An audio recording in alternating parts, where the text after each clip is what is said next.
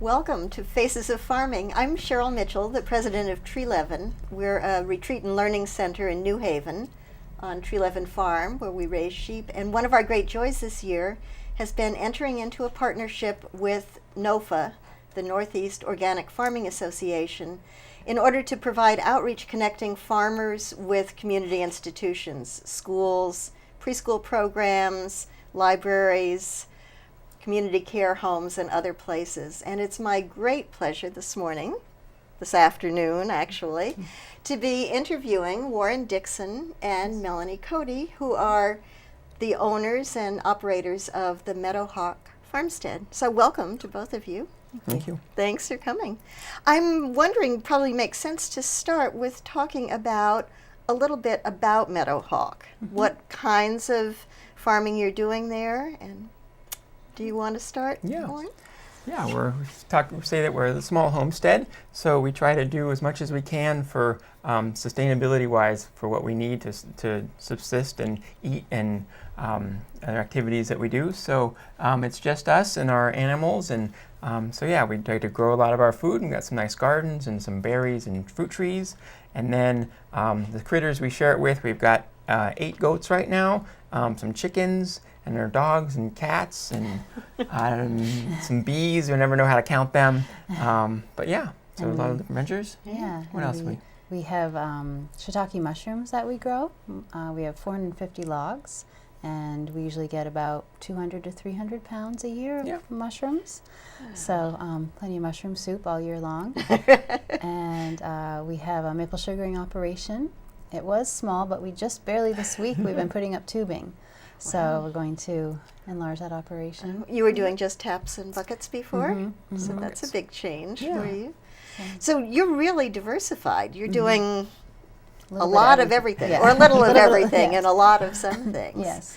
Could you talk to us a little bit about how old Meadowhawk is and when you got started, how you got started? So it was, I'd before you even met Melanie, I had been looking at kind of retreat centers or homesteads or just places where I could have a lot of different ventures and kind of trying to work on the sustainability stuff. And so the Meadowhawk name kind of came to me one time. It actually is a species of dragonfly. Right, I wore this in honor of I you saw guys that. today. Right. So thank you. Yeah, so Meadowhawk is a species of dragonfly. Not that it lives in Vermont, but I thought it was a cool name and a beautiful dragonfly, so it's kind of stuck. And so then just kind of looking for a place, Melanie and I happened upon the current site.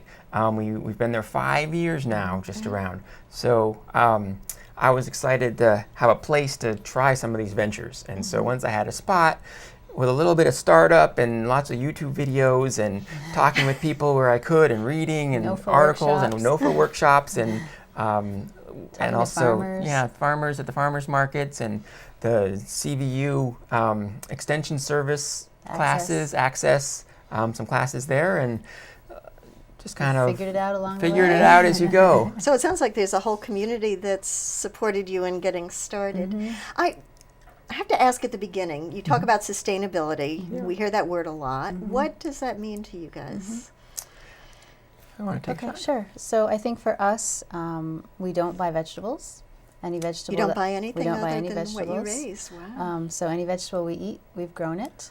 And the honey and the maple syrup, the same. We still obviously buy our grains and we're trying grains and beans. Yeah. And I've had a little luck with rice and black beans and some other dried beans. not on a huge scale But not on yet. a huge scale. We're buying those. But then the goats we do dairy and cheese for them, and we have the chickens for the eggs. And so it's kind of trying to do what we can. Obviously, we're not totally isolated from society, so we're not trying to do everything. But what's feasible in the current environment, we're trying to do what we can. Yeah, with the land we have. When I came to visit you, I was just so impressed by you were making a delicious soup that day, and you said that you also have guests at the farm a lot, and you feed them when they're there. Can you talk about that? Yes. So we have a small bed and breakfast, 2 rooms, and a lot of our guests come because the breakfast is, eggs from our chickens, goat cheese from our goats, Warren's homemade bread and granola, And a lot of our guests come because they have some connection with a farm, either growing up, their grandparents had a farm, or they're trying to learn more about farming. So it's a great way for them to just see a homestead in operation. Nice. Yeah. Do you do formal teaching to the people that come to visit you about if they're interested in learning, say, when you talked about shiitake mushrooms, that's a pretty unusual Yeah. product. I can't say we do formal stuff with them, but we often sit around the table and discuss with them, and if they have questions, we're always answering questions. And on the shiitakes, we're doing a shiitake mushroom inoculation workshop this spring. We've had enough friends who wanted to learn. They're like, "Oh, I want to try that." Someone else, friends of friends, like, "Oh, I've heard about it." So friends convinced us, like, "You guys should do this." So we've got, I don't know, 10, 15 people who want to come, and we'll show them how it's done, give them some logs. So that's exciting. Tips on how to do it, where to put them. I feel like that's one we have an ideal spot for that they like to grow in. So That beautiful forest that's outside your house. That Yeah. is shaded and streams with it, so it's moist. It's kind of moist and shady is basically what you're looking for. How did you come to do that in the first place? That was a NOFA workshop. I had heard about it. I was looking for ways to use your forest besides just cutting the trees down. And so it's something we can do with woods and this is in a pine grove, so it's not ideal kind of forestry land. And I went to a workshop at Dana Forest Farm, was the guy who was doing it. Through NOFA. And there was a NOFA thing, and learned it, got the resources, and then convinced Melanie to let me cut down some trees, and we were running. It often starts with a workshop, because he went to a goat cheese making workshop, and then we ended up getting goats. And I'm trying to think of something. I did a bee else. workshop, The bee workshop. bees, and this was mushrooms, and you didn't know quite what was going to get into. And Melanie's very protective of her trees, being a native Vermonter. That I she like them wants for firewood. Firewood to stay warm. So I have to convince her if I want to cut wood down for something besides firewood. But she likes the mushrooms, Yeah, so it's all worked it's out. worked out on that Oh, one. that's good. Do you heat your house with firewood as well? We do, yes, primarily firewood. We have oil backup, but we use about Pretty much 4 to wood. 5 cord. Yeah, in a general winter. Last winter being so cold, we were almost double that. But Yeah. 4 or 5 we can do pretty well. And It also sounds like you're going to do a workshop for your friends and neighbors on inoculating logs. That you're willing to expand it seems like you have a niche right now, sort of people come to you or Right. think of you in Right. terms of, does it worry you to think everybody else is going to get into this business? No, I I think think that, the more the merrier. yeah. Not worried Yeah, about it. I think yeah. if the desire and the market for them expands, that it's enough of a niche thing, and people generally aren't doing the masses, thousands of pounds of things. So the one guy at Dana Forest Farm, he was the biggest operation, and he kind of saturated his area. But I feel like no, I'm not worried about it. No, we'd rather just teach people how to do it, Yeah.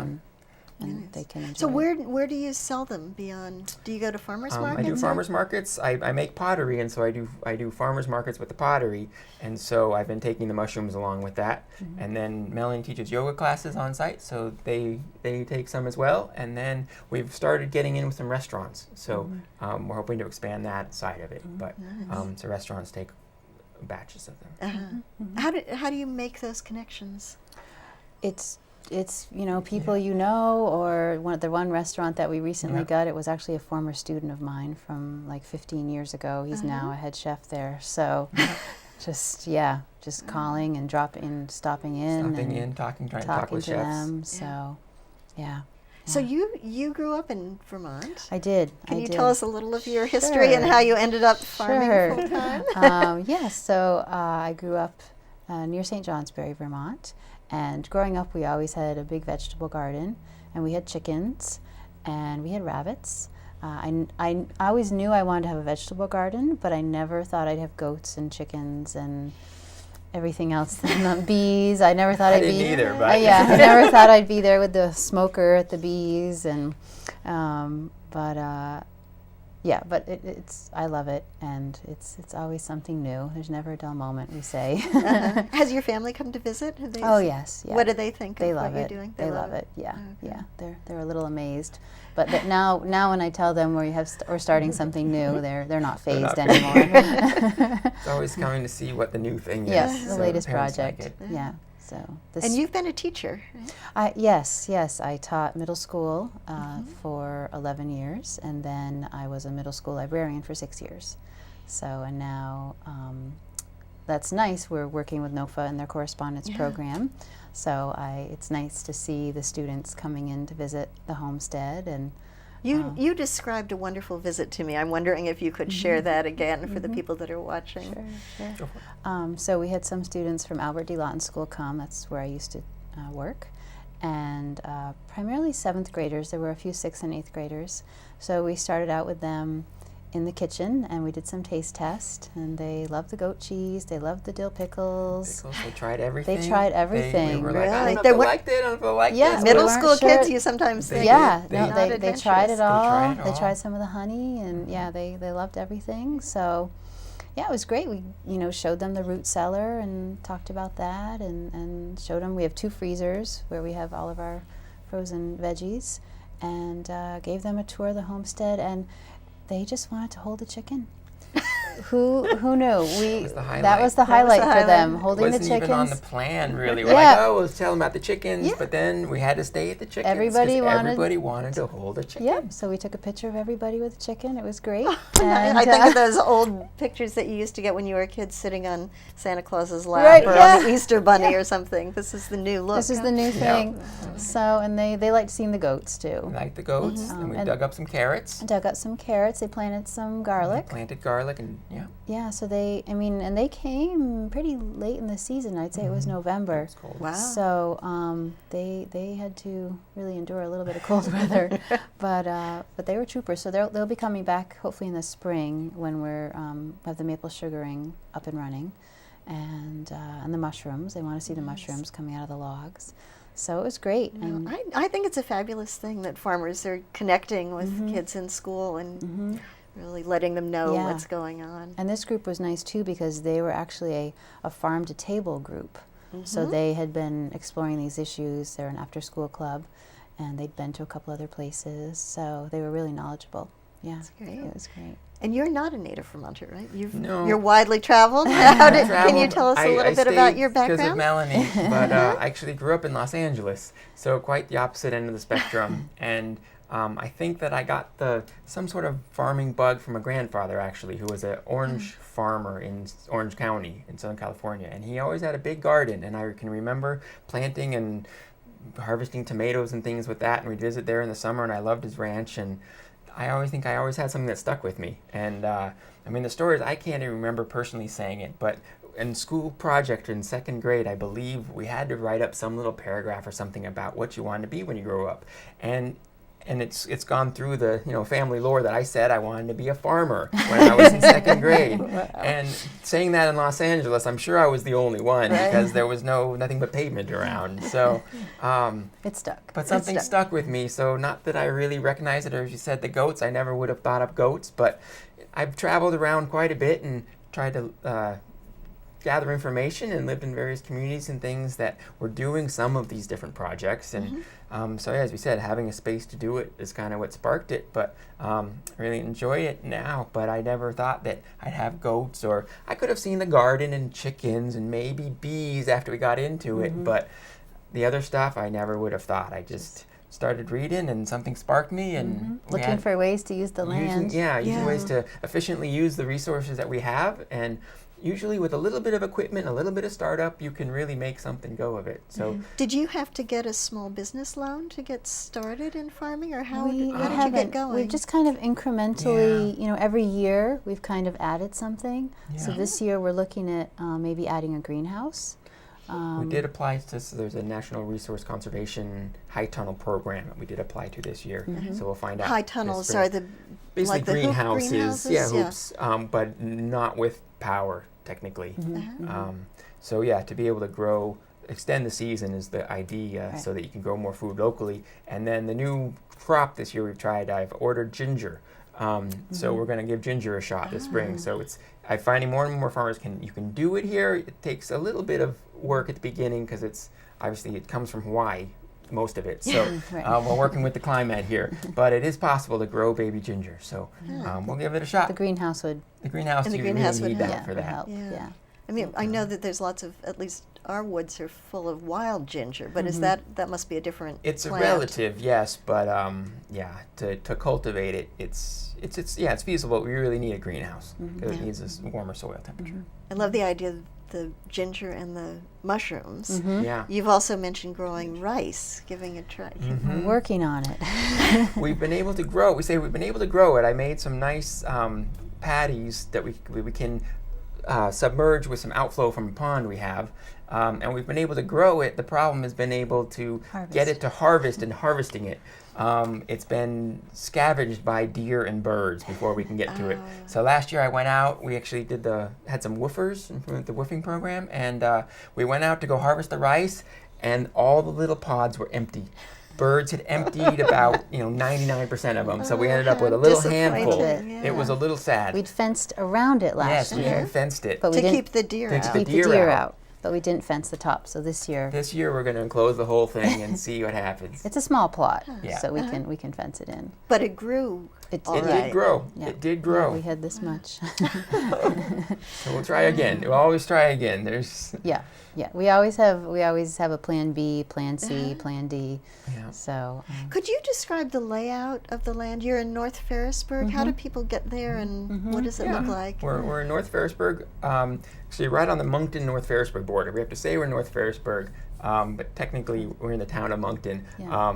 And on the side we're on the northwest side of Fuller Mountain. So we have some flat area. It's kind of swampy. And then there's a pond that the people before us dredged and excavated.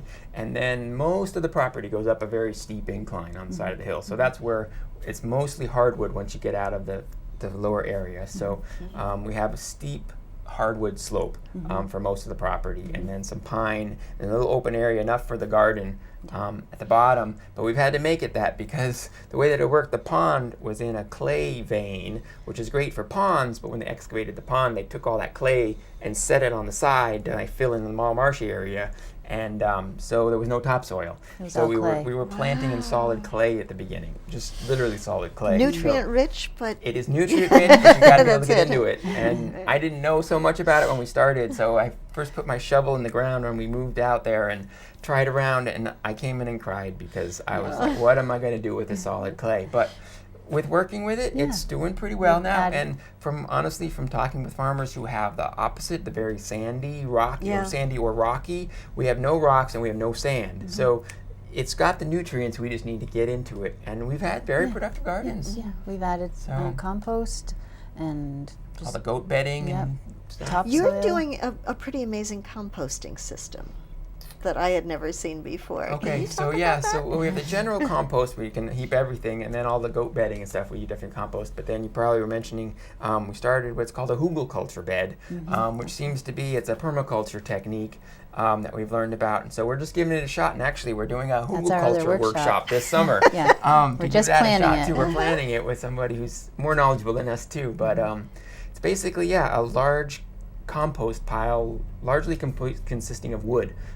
So Of we've wood. layered various branches and then some bigger trunks as well, and then kind of covering it with a layer of topsoil and compost with a lot of the goat bedding in it. And the idea is that it's a nutrient-rich medium, and it'll break down and form a matrix that it won't be disturbed. And Holds the moisture and really it holds well. moisture really well, so you don't have to water it so much, you don't have to fertilize it so much, and you can plant in the top, and as it degrades, it'll just drop down and use all those nutrients. And the idea is when the mushroom logs will last 4 to 5 years. So when the mushroom logs are when the mushroom has basically eaten all the nutrients in the log and it's all punky, those logs we're going to take and put those into new hugelkultur beds. So, and then we'll build beds on top of those. So Wow. we always also talk about we move everything from point A to point B. That's just what we do all summer long. Lots of moving. Everything is moving. So it sounds like you'll be gradually expanding your vegetables at least. Yes, Yeah. yes, We're yes. always, seem to always We're be always expanding. expanding. We have yet to stay static. Do you have sort of a dream size that you want to become?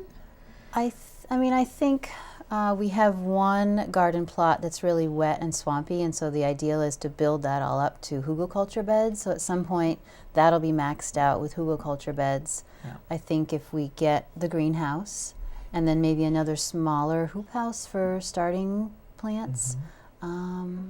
At this point, that I think is It's about the space we have, because Yeah. honestly the property drops off into the swamp. Yeah. So the hugelkultur beds can get us some of that back, Yeah. but then we've got some raspberries and some blueberries and some fruit trees that are taking up some of it, and then there's not a whole lot Right. more that's in the sun. right.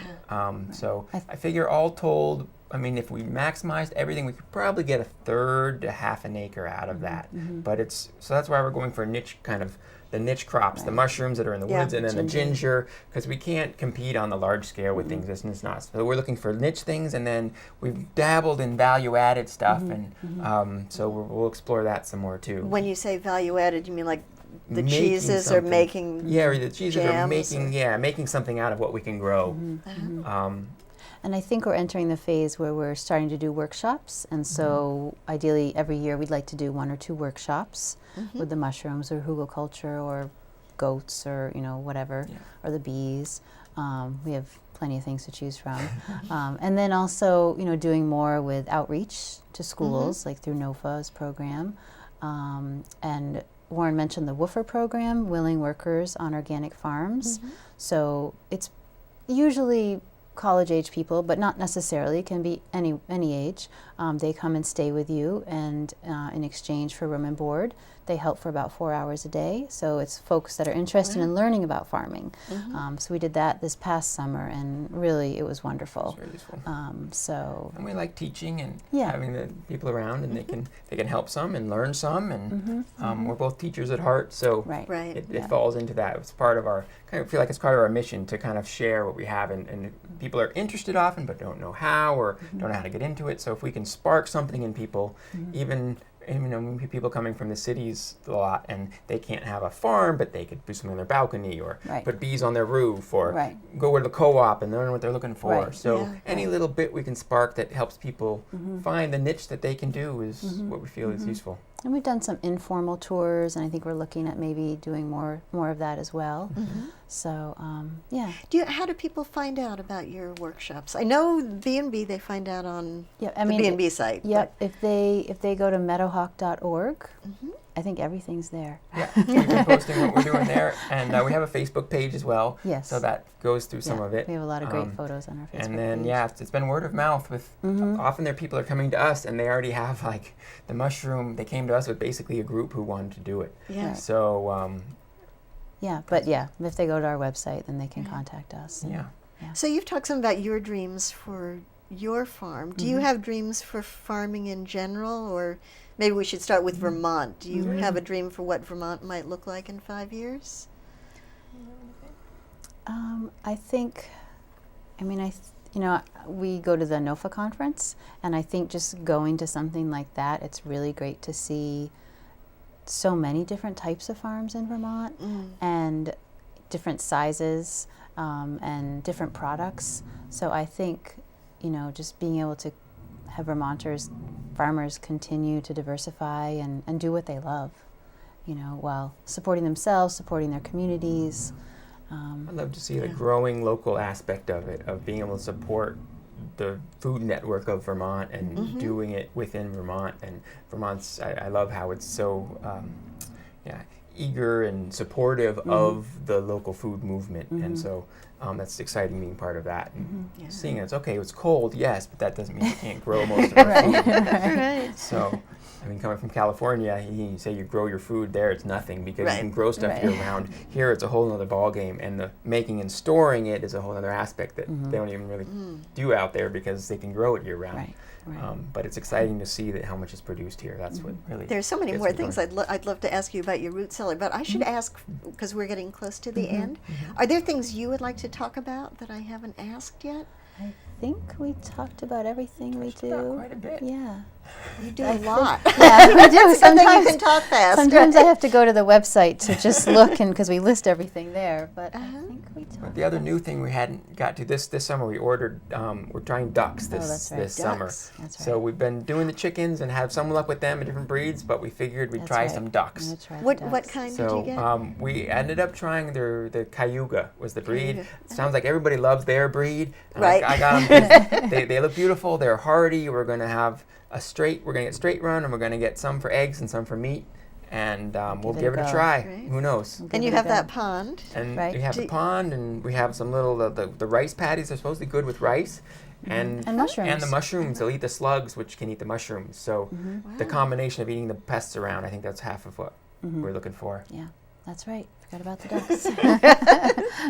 Well, it sounds wonderful. Thank you so much for Thank taking you. the time. It's been really eye-opening for me to realize my view of farming in Vermont had been big dairy farms, and they're still such a really important part of Right. our Definitely. culture and our Yes. economy, but it's also thrilling to see many varieties of farms coming up. And as a former hippie, somebody who came here to homestead, although we sort of got sidetracked, it's really thrilling to hear you guys talking about what you're doing and how well it's happening. It's exciting. It is exciting. Yes. So in a minute, we'll show the address. I hope this is okay. Yes, definitely. Of Warren and Melanie's phone number, their address, and their website. So if you're interested in any of the courses, Or if they want to come do for you a still tour. have, or if you'd like to come for a tour, give them a call or get in touch with them. And if you're interested in connecting your institution with farms in our local community, please feel free also to give me a call or get in touch with me, and I'll try to hook you up with some of the farmers that are in our area. Great. So thank you again. Thank you you very very much. much. It was great to be here. Thanks.